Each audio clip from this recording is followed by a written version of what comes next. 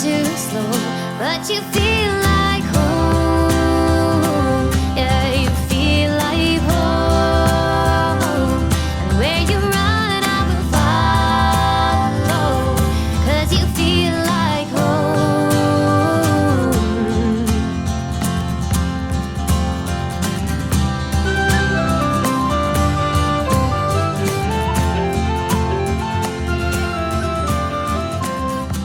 Hi everyone, my name is Lucy Moore, and as Chair of Right by the Sea, I want to welcome you to our 5th Right by the Sea Festival, coming to you from beautiful Kilmore Quay, County Wexford. We are delighted to be able to present an exciting programme to you, especially after the last 18 months of unprecedented challenges. Right by the Sea 2021 is the result of hard work on the part of our volunteers, plus support from our sponsors. And I want to thank especially the Arts Council of Ireland, RTE Supporting the Arts, Wexford County Council, and all our local sponsors. We sincerely hope you enjoy this event. And if you've a taste for more, please go to www.rightbythesea.ie to book other events during the festival or events that we run throughout the year. Now, I invite you to enjoy what's coming up. And I want to say thanks to you for joining us. See you all soon again. Kilmore Quay is a beautiful seaside town, or village I suppose, down in the southeast corner of Ireland. We're surrounded by sea on 2.5 sides, I'd say. The area is it's beautiful has a traditional thatched cottages that that are actually extinct in a lot of places in Ireland, so there's a number of them here in Kilmore Quay. I actually attended the first Right by the Sea festival. It was like dipping a toe in the water at the time for the committee, and it has just grown and grown and grown. I kind of was involved helping out a bit last year, but it has really, even in a local context, it has such a high profile. It's one of the key festivals and organisations within the community and within the county.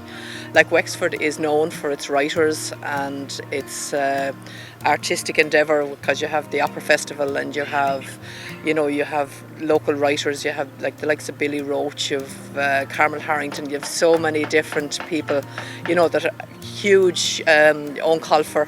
You could just name drop so many people from County Wexford. But it's and I think it actually lends itself to Right by the Sea, and it has just grown and grown and grown, and it is a huge asset. Particularly in September, when the holiday season is kind of coming to an end, it extends the season for all the businesses in the town or in the village as well. And no, it's wonderful.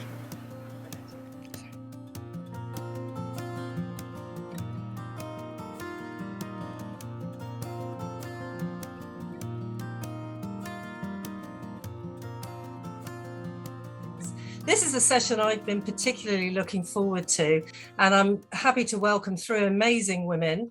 So first of all, we have Melatu Uche Okorie, Melatu came to Ireland from Nigeria some 11 years ago, and she spent the first 8.5 years of that in direct provision, which is enough to break the spirit of most people. But for Melatu, it appears to have been a springboard for her to start writing. And she's produced an incredible book in 2018, This Hostel Life, which is extraordinary, a series of short stories, really rich and colourful, some very harrowing, and it offers us insight into the experience of being in direct provision as a woman and the casual racism encountered by people of colour here in Ireland. But welcome, you're very welcome today, Melatu. Thank you so much, Elena. And also joining Melatu, we have Aoife Martin, who as a trans woman columnist and writer is by her very essence writing from the margins. And her work offers us detailed pictures of the experience and issues faced by trans people here in Ireland. And as Aoife herself says, we've come a long way, but we certainly have a long way to go, as she will well know. So you're very welcome today, Aoife. Thank you very much. Pleasure to be here. And then the conversation is going to be facilitated by the remarkable Ailbhe Smith, indomitable, one could even think indefatigable, who is in large part responsible for how far we've come in Ireland. And anybody who knows anything about activism in Ireland will know of Ailbhe and certainly of her work. She was co-director of Together for Yes, which was responsible for the repeal of the 8th Amendment. She was a leading figure in the marriage equality campaign. And in 2019, she was included in Time magazine's 100 most influential people in the world. I'll just say that again. We're not talking, we're not talking the Wexford people here. We're not talking about 100 influential women in Ireland. We are talking about Time magazine's 100 most influential people on the planet. Okay, so it's a delight to have her with us today. So welcome, Ailbhe, and welcome to all three of you. Thank you. Thank you so much, Elena, for that lovely and very, very generous introduction indeed for all of us. And just to say that, you know, that person of influence thing, the 100 people, it only lasts for a year. And then you lose it and somebody else takes over.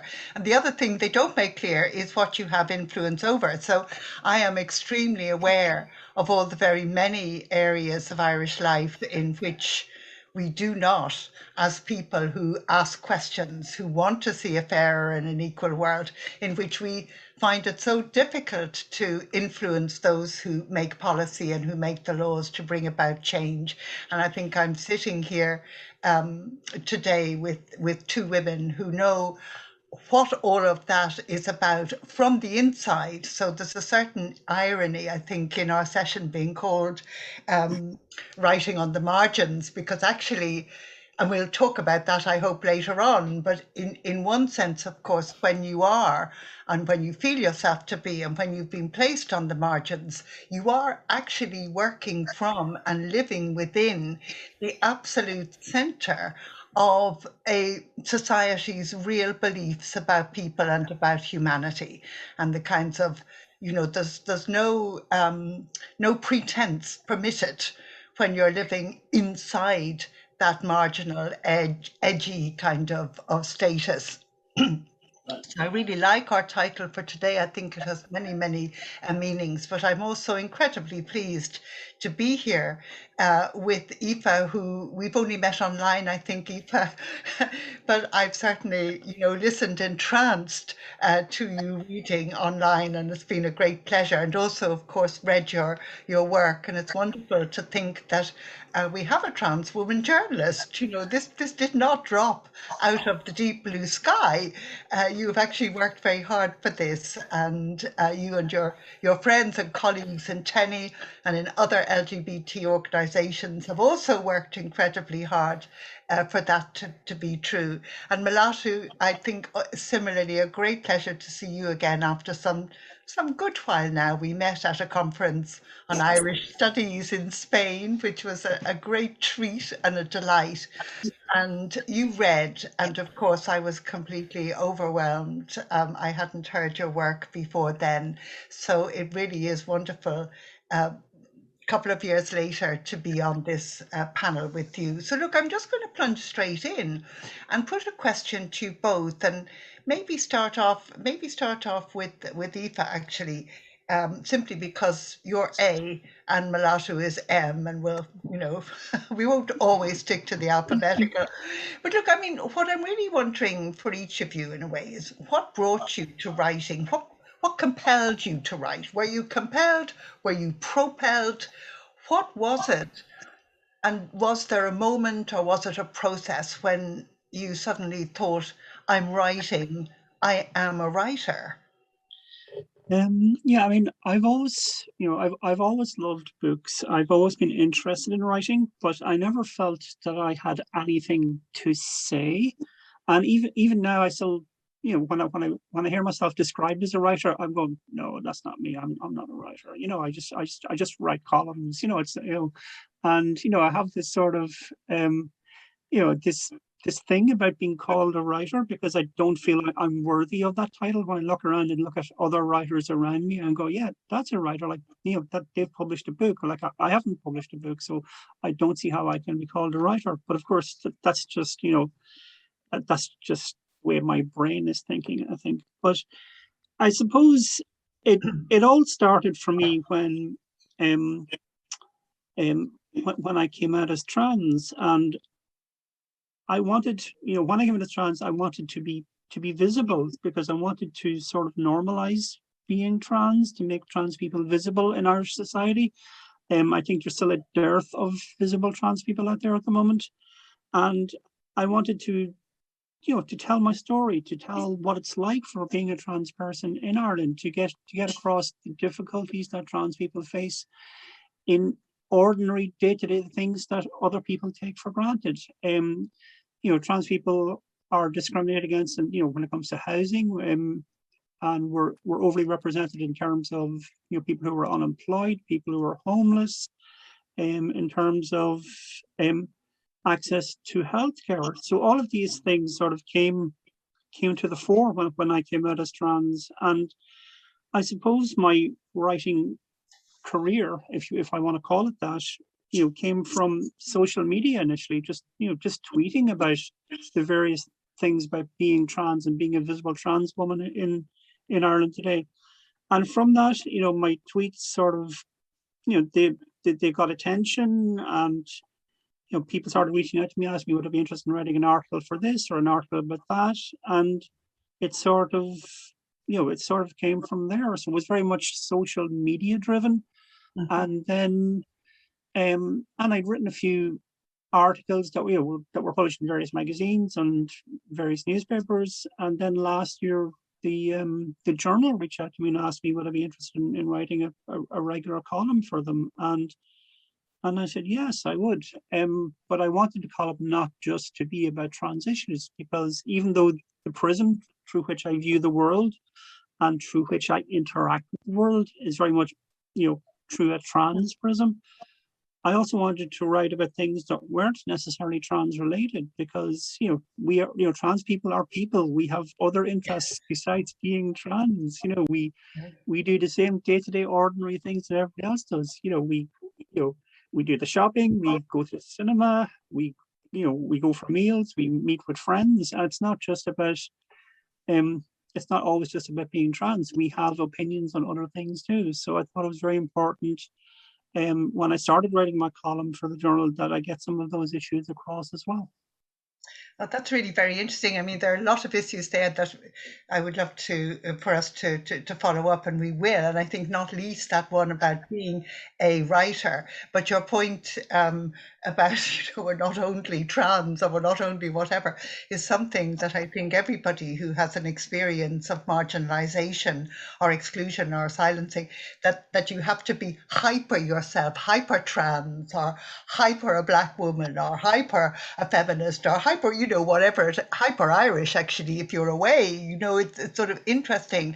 And that in itself is a terrible trap, isn't it? Sometimes you feel, no, see me in the round, see me as full. Yeah, exactly. And, when I write, so I'm always very conscious that what I write this is just my experience. It's not necessarily the experience of every trans person or of every trans woman around, I try to get that across, that this is how I dealt with it, or this is how I felt when this was happening to me. I don't speak for other trans people. I can only speak from my own experiences and for what it meant. Yes. What it meant for me. Yes, absolutely. No, I understand that and the way you put it, but how, of course, your read is very different. I'm sure, Melatu, that you have some points of contact there with Aoife. But tell us about how you came to writing, because there may be people who haven't yet read This Hostile Life, in which case I really recommend our listeners fervently to read it. It's a wonderful collection of just 3 stories with a lovely introduction, and you do talk about that. But would you talk to us a little bit about how you came to be a writer? Thank you, Igor. I think for me, it's similar to Aoife's story. I didn't start off wanting or thinking that I was, I was a writer. It was just, I think about a year or so while I was in direct provision that, I just felt this urge, I would say. You called were we compelled, really? Yes. That was when you were asking. So I just felt this urge to write. I didn't know, like I just had stories running around in my head, and I was speaking to a friend of mine. I said, I just have all these stories going around in my head. I don't know what to do. She said, write them down, which would have been the obvious thing, but because it wasn't something I was inclined to do, I thought, oh yeah, that's an interesting one. I better write it down. And then she showed me an ad for this writing competition that was being run by Metro Aaron at the time. This was like early into this was 2007, and she said, do you want to go into this? I remember I stayed up all night writing 2 stories. And I showed her the 2 stories the next morning. I said, okay, this one. And she said, oh, I like this one. And I put that one in for I don't even think that I needed to edit my stories. I needed to rewrite, there was none of that. I just wrote it the night before, submitted it the next day. And that was that, to cut the long story short, the story did well. But that got me into, there is something I can do when, I have these ideas, why not write them down, and that's just how the process started. And I started, I had a little baby at the time. So it was just, something to do while, that was while she was asleep. I would write in the night. But then calling myself, the question you said about calling, we now call ourselves writers or something. I do now. Initially, I wasn't, but now I do, and I own it, because I've thought to myself, this is something that I'm passionate about doing. This is something that you call yourself what you want to be or what you aim to be, and then you become it. And I started calling myself, there's no hesitation. If I want to be something, you call yourself that. And then you slowly own it, and slowly it becomes you, and it becomes something that you do. And that's where that came from. And I said, okay, fine, this is what I do. This is what I'm, out of everything else, this is what I'm really passionate. This is where when I go in there, I'm happy. I don't mind spending a whole day writing something, the whole process of writing, I love it, I enjoy it. So, and that's that. Well, that's amazing. I mean, there was one very interesting thing. You said many very interesting things, but I just want to mention something that you said. I think it was in the introduction to this hostel life, where you said, "Look, I'm." You didn't actually say I'm a very private person, but I think you said something. I wouldn't share all that much, but somehow I was able to share through the writing of fictions, in effect. Would that about sum up that it was a way for you of actually looking at the experience that you were living at that time, and making some sense of it? That's not just the experience I was living at the time, but life in general, really, because I think, that thing about sharing, I think sometimes, in a sense, it's become this sentence that has been. I'll come to that in a little while later on in our interview a bit more. But then I think it's about I'm not really that much of life has made me to become a talker now, but I'm not really that much of a talker. I'm the kind of person that come into a room and sit at the back and just want to listen to other people talking. I'm not someone to fight for the center stage and all of that. I've always been the backseat person, and I love that. That's what I enjoy. That's me, as a person. So, but I think with writing, that's the only way. I get to hear my voice. I get to share stories. And, when I was young, I used to tell a lot of things. When I was in secondary school, I was the storyteller in my class. Like I could stage the whole group, the whole class. Yeah. And for me, through writing, I'm able to do that. And that's the sharing of me that, that I'm talking, not necessarily my story, but, that's me, in a sense as well.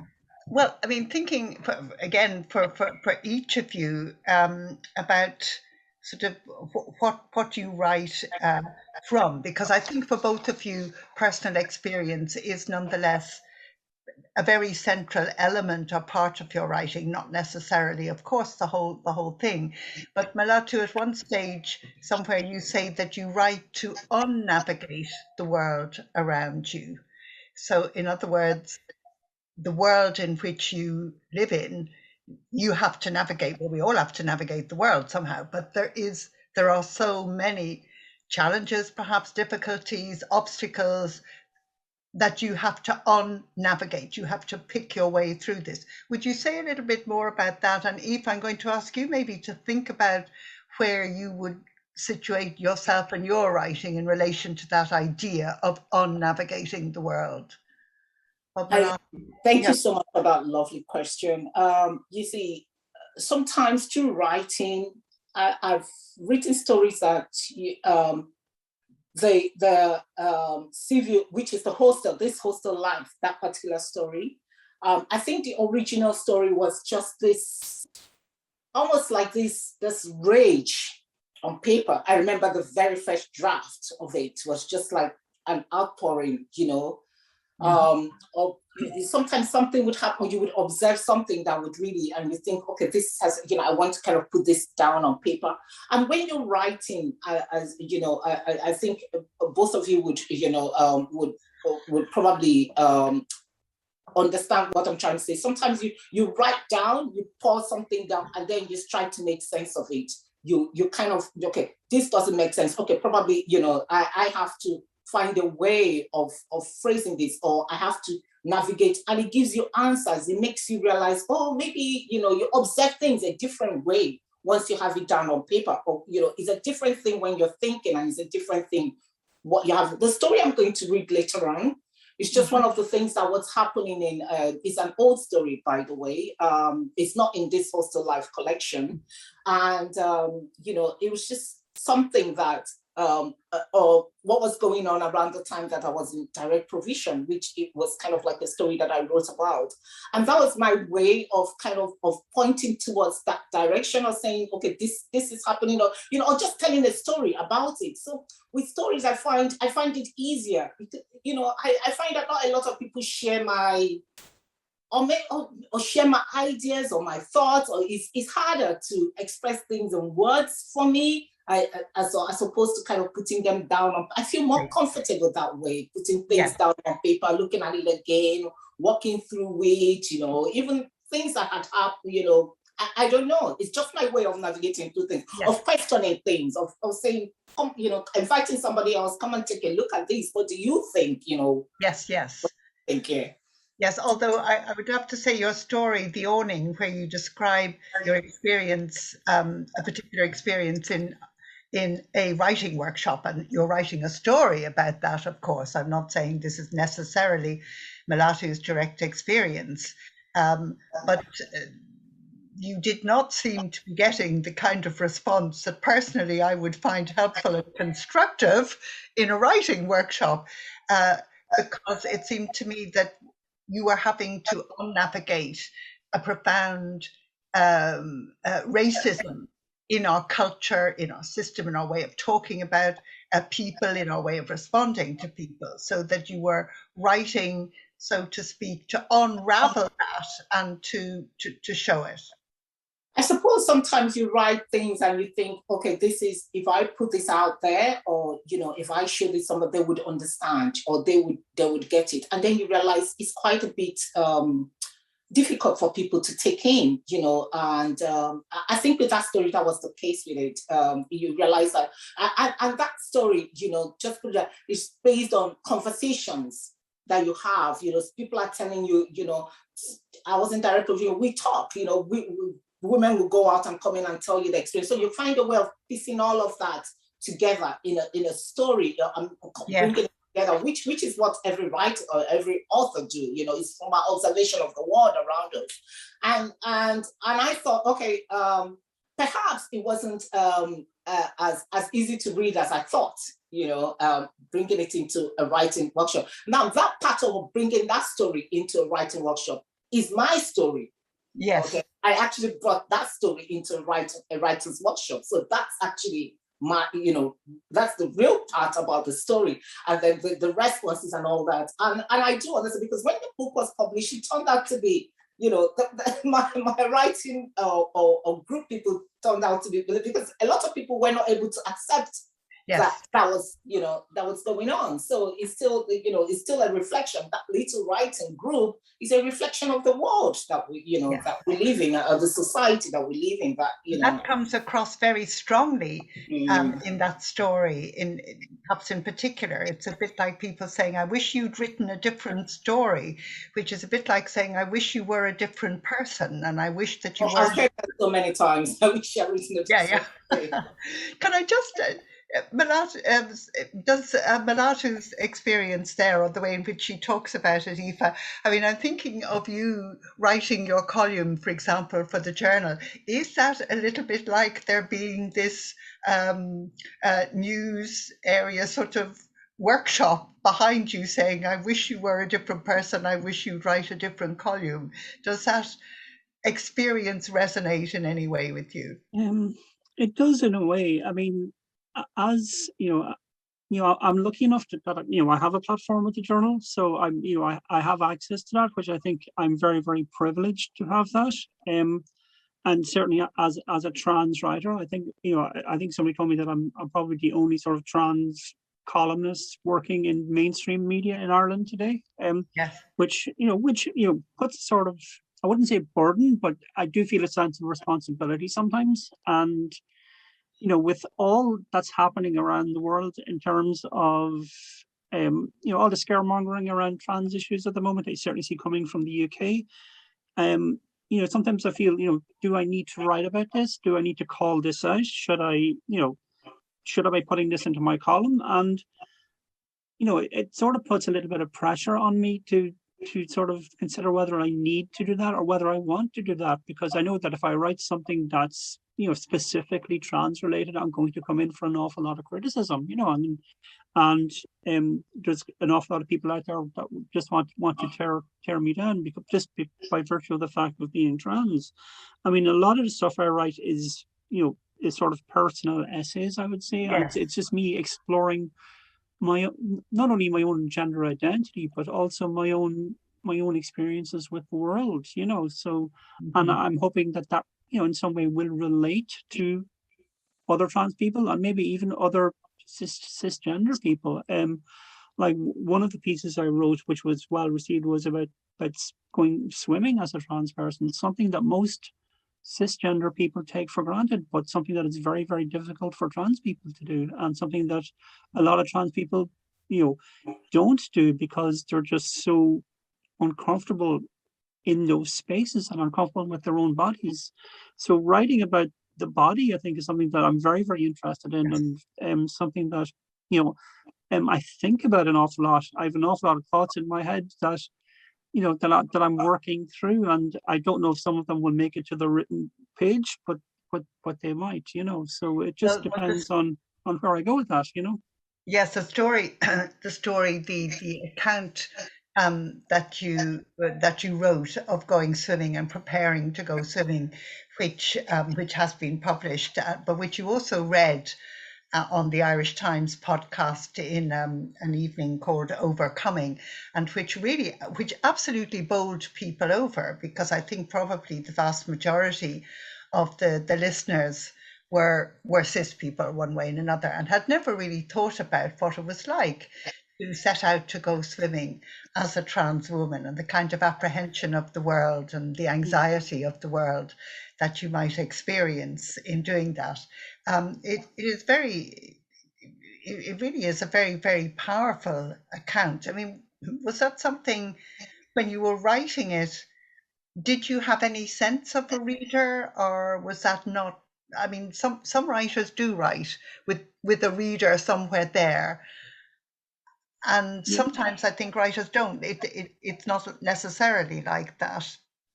I think there's always a sense of the reader for me. I'm always conscious of the fact that the vast majority of people who read what I write will be cisgendered people, and while I try not to sort of self-censor myself, I am quite careful in how I phrase things, because I don't want to leave things open to interpretation or open to sort of where things could be taken out of context, maybe, and Yes.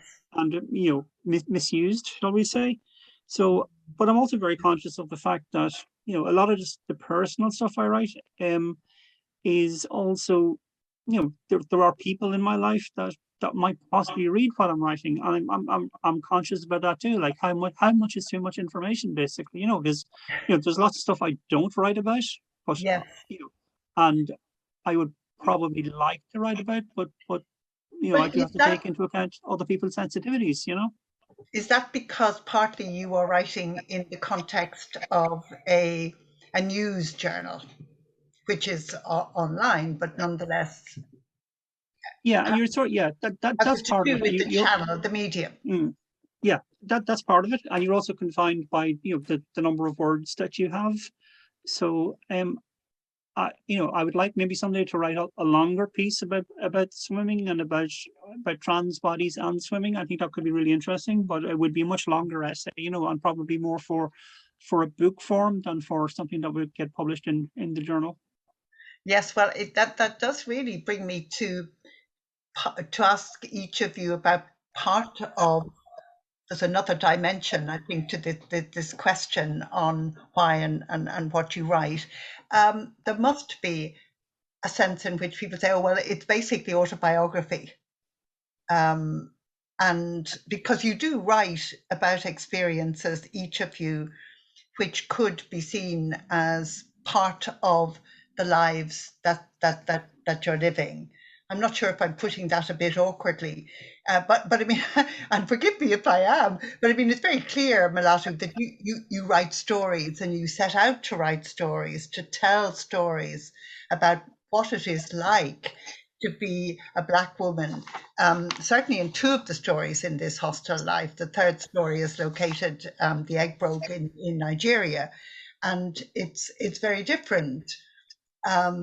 In fact, all your stories are very different, actually. But my point is that you are also writing very much about women. The stories are about women who are experiencing life as Black women in a white racist culture. And for you, Aoife, writing where you're writing, you are, as you say, sensitive to the fact that the majority of your readers are cisgendered. So, I mean, to what extent does that autobiographical personal experience shape the way you write? And do you think outside it and beyond it, or is it's probably different for each of you? Melatu, when I mean, about autobiography, I suppose, because I don't actually think that what you do is autobiography. not at all. But the thing is that I think that if anyone has actually met me or heard me or in any way know me, they would know that if I'm writing an autobiographical piece, I would have it there. This is a memoir. Like I think I'll be bold enough to do that. And yes. But I write about things that actually interest me. Okay. Let me just put it like that. This would be the things that interest. This would be the things that rather than experiences, it would be more of my life has shifted for me in so short a time space of my life that I kind of observe things differently, and the things that interest me or the experiences of people around me are things that I tend to or experiences of people like myself, which you're talking about, are things that I write about. And I had, it wasn't a conscious thing. It wasn't a conscious thought until this hostile life, came out. And now, when Aoife was talking, he said, sorry, she was talking about using, being careful about the words that she uses and the things that she writes about and all of that. And that has become my way of writing now. And I don't like that, and I want to put that out of my mind. I do, I think I've made up my mind going forward. I'm not even going to think about the reader anymore. What if you want to pick up my piece and read, that's fine. And if you don't, that's okay, because that kind of it stifles my writing. You know, it does. I feel like I'm constrained in a way that I don't like. You know, I'm unconscious. I'm conscious of how someone interprets it. You know, or they think it's about. Well, yes, and I mean that's it's very clear even in the stories in This Hostile Life. It is also quite clear that you experiment with form, because the nature of the story will be told in very different kinds of ways in each of those three stories. So, by the way, I'm quite horrified at the way time is rushing ahead. I'm thinking of all the questions that I wanted to ask the two of you, but I want quickly to flash to Aoife there on that sort of autobiographical dimension, because I mean, I do hear when you're speaking, Aoife, that there is a sense of real responsibility there, and that you carry a kind of responsibility which could hamper you. Or which you may feel is constraining and hampering you in your writing. Yeah, I mean, I think it's, you know, I think you have to think about where you're getting published. You know, I think that's very important. Yes. And, you know, the fact that, you know, at the moment I'm being published in the journal means, you know, my writing has to fit a certain, I suppose it's not a certain viewpoint, but a certain aesthetic, I suppose. Like I have written pieces that are much more, you know, I don't want to say controversial, but I did write a piece around, and that hasn't been published anywhere yet. It has been submitted to a journal for possible publication, but around, you know, around sort of transsexuality, the sexuality of trans people, and how the fact that, you know, when we start taking hormones, it affects our sex drive. You know that, and nobody sort of talks about these sort of things.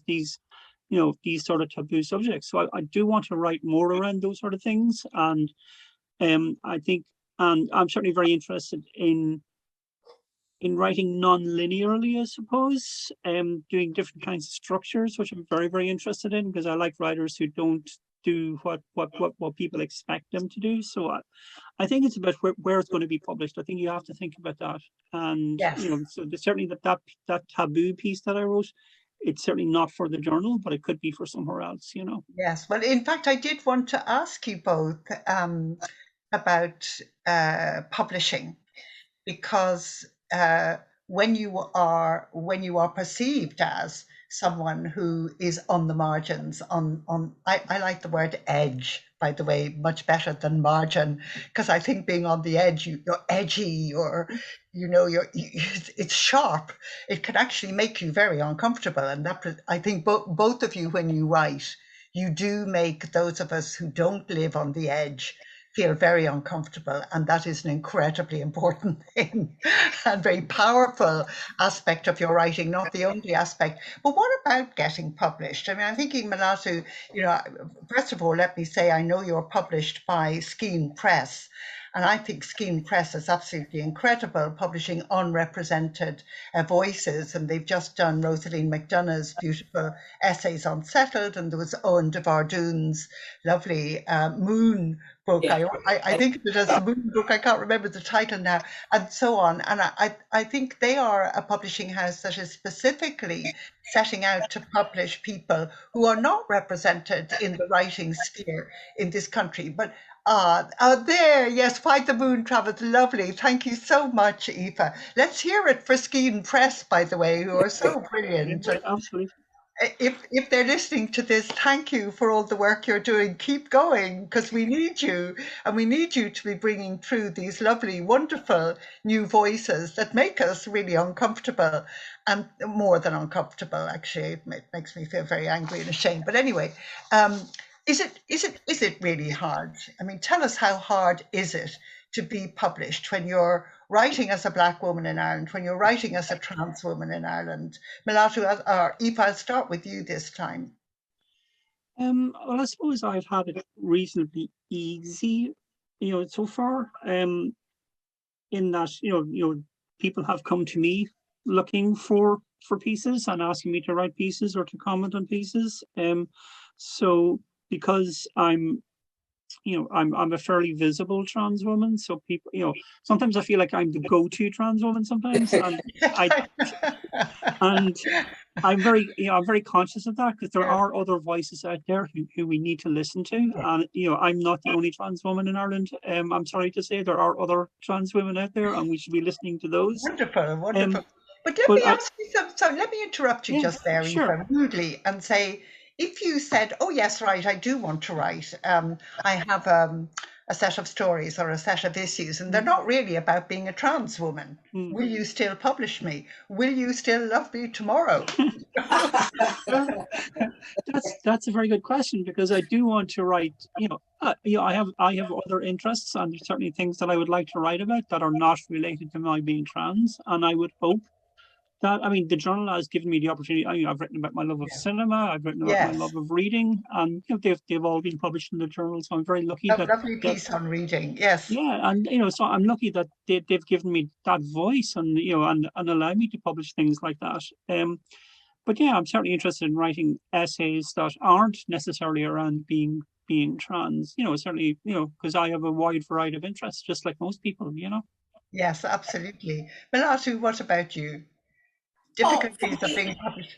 I think in the beginning, before This Was Still Life came out, I would have said I did try a few places. I didn't try very hard, because then it didn't occur to me that this was a way to make a living. But then after my master's in creative writing, I wanted to publish some stories, but that wasn't accepted. The other few places I sent them to.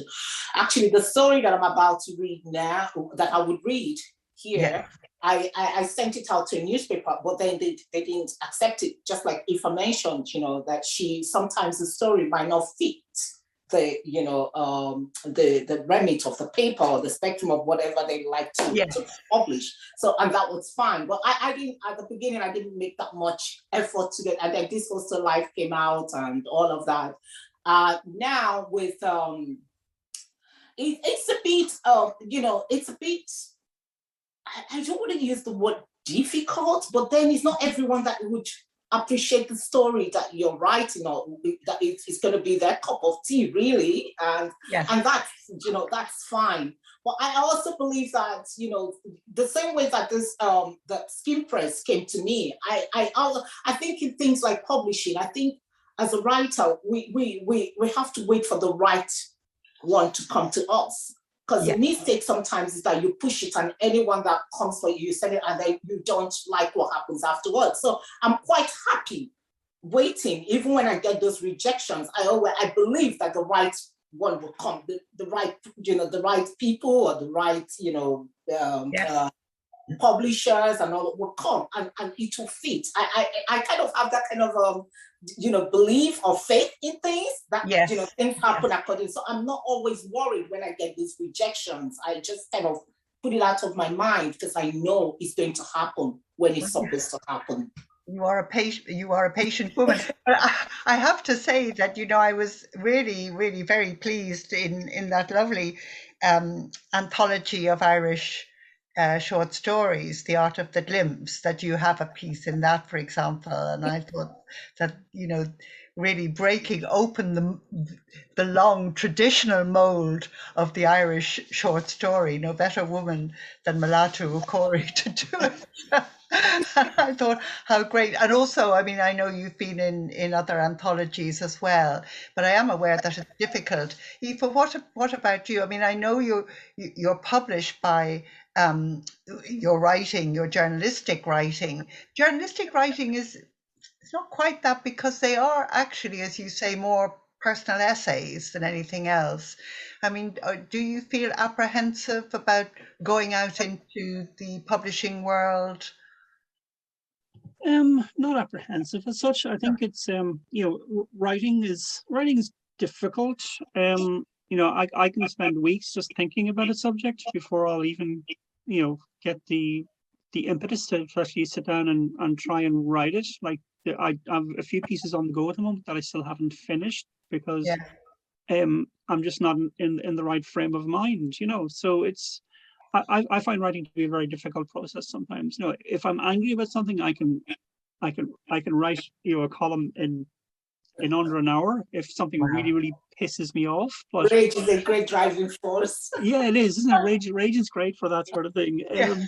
But for more considered pieces, it can take a long time. And writing can be a slog. It's a daily grind sometimes. Well, that's so interesting. I was going to ask each of you when I was thinking about questions, because you asked me, Melatu, to think about some questions for you, quite rightly. I was thinking about asking each of you about anger, and then I thought, no, actually, I won't do that because it's kind of obvious in a way, but it also seems to me that what each of you do in your writing is you write way beyond the anger. The anger is somewhere there, of course, some sort of starting point, not necessarily in every case, but that you write through and beyond that, and you arrive at a very different kind of space, which is about opening horizons. And I think that's always what the best writing does, is that it opens you up. It may hurt you as you're reading it, but it does open you up to think differently. So I'd love to go on. I have loads more questions for you, but in fact, I would love to hear you read, and I know that those listening would love to hear you read. So could I maybe start with Aoife and ask you to read for us, and then I'll turn to you, Melatu, as well.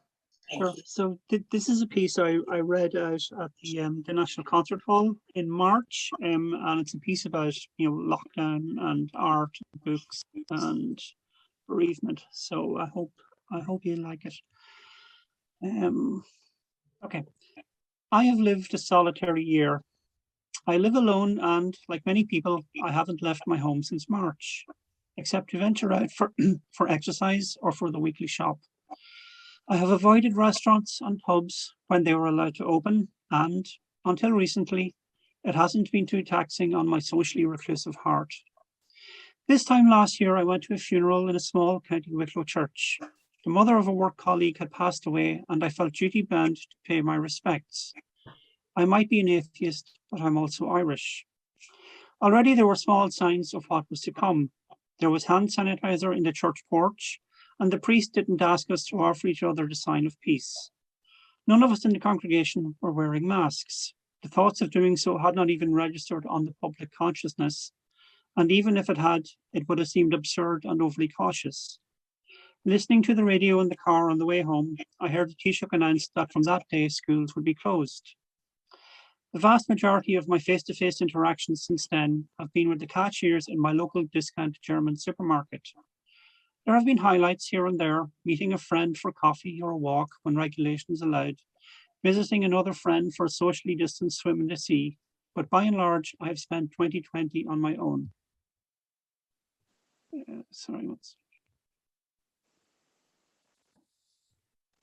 Yes, there have been Zoom calls and texts and Twitter DMs and arguing with people on social media, but it's not quite the same thing. You can't hug a Zoom call. So what did I do with all that extra time that COVID afforded me? I didn't make banana bread or take up knitting or write that novel I've always threatened to write. I just tried to get on with things. At first, I watched daily news briefings from the Department of Health. I listened as our Taoiseach tried to reassure us that the government was doing everything in its power to keep us safe. There were times when I even believed him. Like most people, I followed all the guidelines. I downloaded the COVID tracker app. I kept within my 5 kilometre, 10 kilometre and county boundaries. I went for walks and I watched a family of great tits take nest in one of the birdhouses in the tree outside my back door. Each morning, I would sit outside drinking my coffee and watch these industrious birds flying to and fro, gathering food to feed their young. As soon as one entered the birdhouse, the other would leave. I admired their industriousness, oblivious as they were to the human chaos that was happening all around.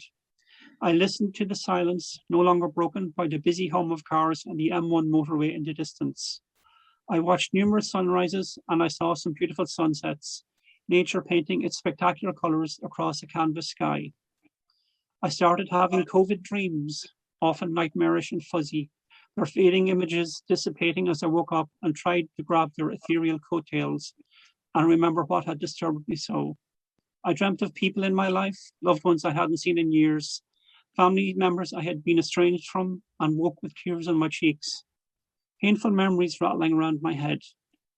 I would get up then and sit outside in the early morning dawn and watch the family of great tits start their day. I would listen to the dawn chorus and watch the sun rise over the Cooley Mountains in the distance. I found solace in books and together with a friend started an online book club. We met once a month to discuss whatever book it was that we were reading and then had a Zoom call with the author. It was fun and engaging, and many writers were generous with their time. The arts are often an afterthought and something we take for granted because they've always been there. I looked on as gigs, exhibitions, book launches, readings, and festivals were cancelled, and I realised how much I had come to love and rely on these events that were scattered throughout my calendar year. I watched as debut authors had their book launches postponed and moved to a later date before eventually being launched online. I miss seeing familiar faces at book signings. I miss the buzz and the atmosphere. Maybe my heart isn't so socially reclusive after all. And yet I attended more book launches that year than any other, unencumbered as I was by physical geography. It's not quite the same thing, of course. You don't get to chat with fellow bibliophiles, and you don't get to shyly tell an author how much you admire their work while trying not to sound like a fawning idiot. Also, there's no free wine. Then one day I noticed that the great tits were gone, their young having presumably fledged. I kept an eye on the birdhouse, but after several days it became apparent that they were no longer there. Peeking inside, I found the nest to be empty. Towards the end of the year, my mother called to tell me that she was dying. We hadn't spoken in years, but suddenly I was a little child again. "Oh, Mommy," I said, my voice catching in my throat as I tried to process what she was telling me. My gender transition had caused a barrier between us, and I had built a defensive wall around my heart in the futile hope it would protect me against possible pain and rejection as I tried to get on with my new life. After hanging up the phone, I sat and cried as those walls, already structurally unsound from my COVID dreams, crumbled to dust. I went to see her before she died, and I, along with my father and my siblings, were with her when her last breath left her all too frail body. Maybe I'll talk more about this someday, but today is not that day. The grief is still too raw and immediate, and the memories too painful to be distilled onto the page or spoken about publicly. In January, we had her funeral, and there were 10 of us in the otherwise deserted church. Everyone wore masks, and the service was streamed online. I thought of all the other families who had experienced a bereavement during lockdown, the families unable to visit loved ones in hospital, or who had been unable to be with them as they passed away. I thought about the empty churches as grieving relatives sat huddled together in one or two pews. I thought about how we do death in Ireland, the rituals, the visitors calling to the house, the sandwiches and the never-ending cups of tea and the plates of food, and the memories and the laughter and the tears, and everyone saying how well the deceased looked, and sure, didn't the undertaker do a great job? She could be sleeping. You'd swear she was just going to wake up and say hello and ask what all the fuss was about. And I thought about how COVID has robbed us of that, something that is so uniquely Irish, something that is so innately us. It's March again now, and the great tits have returned.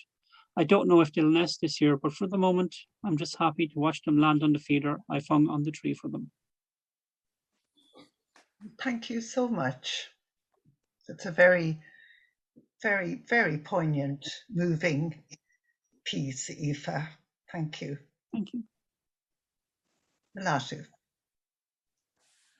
The story I'm going to read from, I've never read from it before, so this is a first time.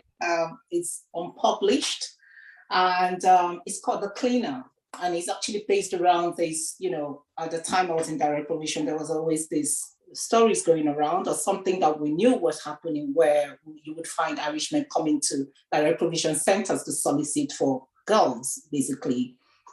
And at the time I wrote this story, like I said, I sent this to a newspaper earlier, like I think around 2009, 2010, 11, thereabout, which was not published, and it's fine. But the reason I'm writing this story is that sometimes people kind of take this, when someone says, okay, she's sharing her experiences or her stories are autobiographical, that then means that stories like this, people will think I am writing about myself. And as someone who has a child that is about the age now of the character in the story, that becomes something else entirely. That means there will be this, someone can interpret it that, so I'm just pointing out as in what I said, the dangers of assumptions, you know, and it's almost, you know, it's fine when, but then the idea becomes, the whole thing becomes where the attention is taken off the topic or what is going on in the story or what's happening in the story, and focuses the attention on me or, you know, the story that I'm writing about.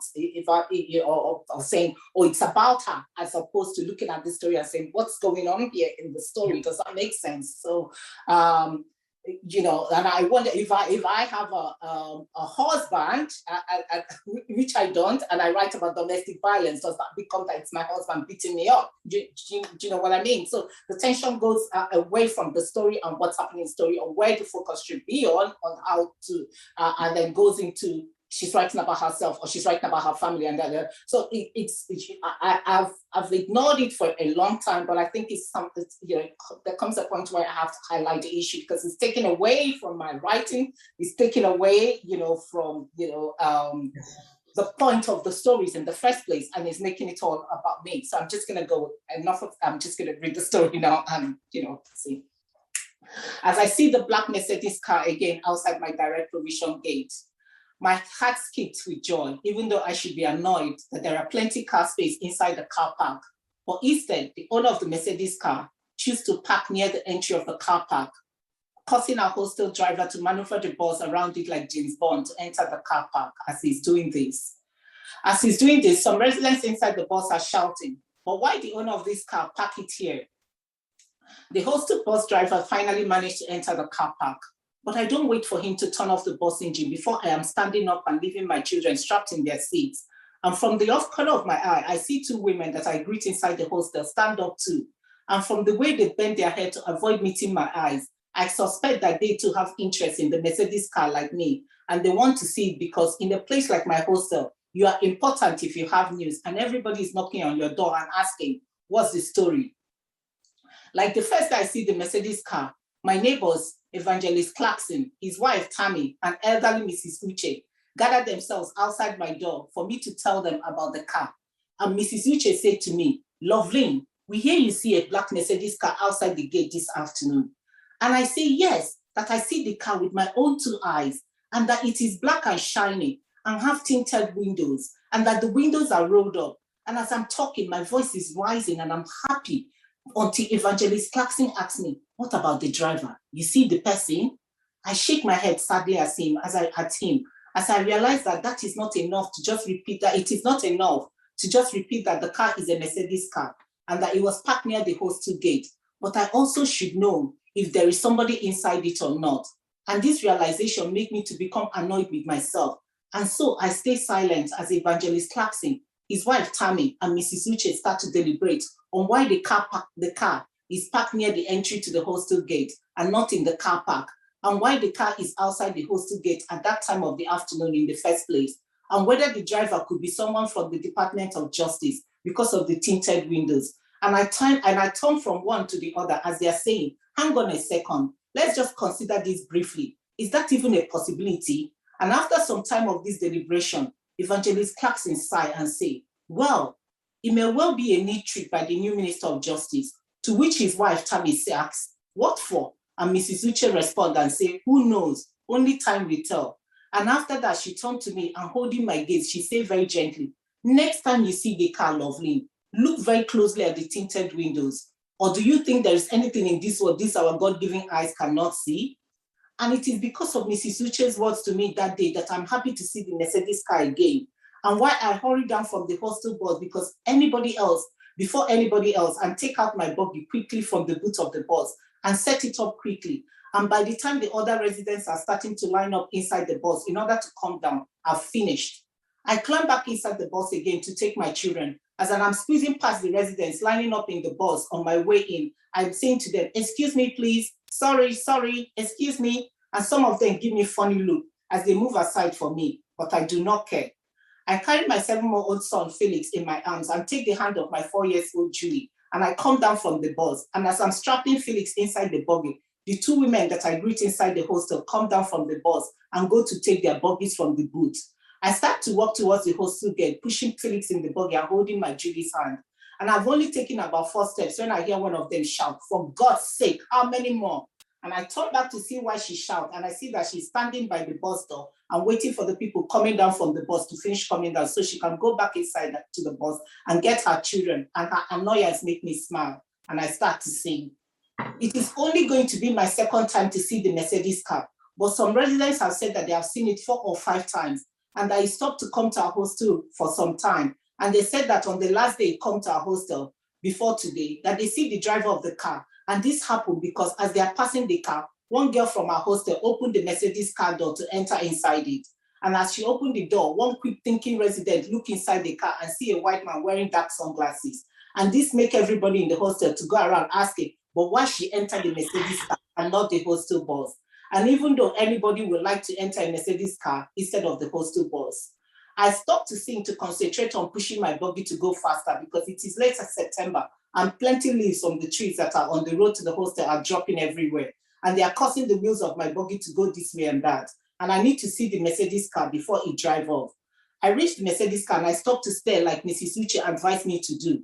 And I stare at the back window first. But all I can see is a black window. And it is the same thing from the backside window. And this made me to say to myself, Loveline, how are you gonna see inside this car? I'm staring at the passenger window when suddenly the window starts to come down. And because I'm not expecting this, my buggy jerk in my hand and my heart starts to beat and I freeze like statue. The window only come down halfway and inside the car is a white man wearing dark sunglasses. And before I can look away, the man gave me a small smile and he lifts his hand slowly and wiggled three of his fingers at me. And as this is not the normal way people wave to each other, I start to think if his wave means something and I quickly turn my face away. I try to go fast, but I cannot. But this time, it's not only the leaves on the ground that is disturbing my buggy, but my legs, because they are feeling like they are tied together and my knees are bumping into my handbag that is hanging on the handle of my buggy. And I hit the tin of the Bonvita that is inside it. And I say to myself, oh, lovely, you're going to suffer this pain until you reach your room. Thank you. I'm going to stop there.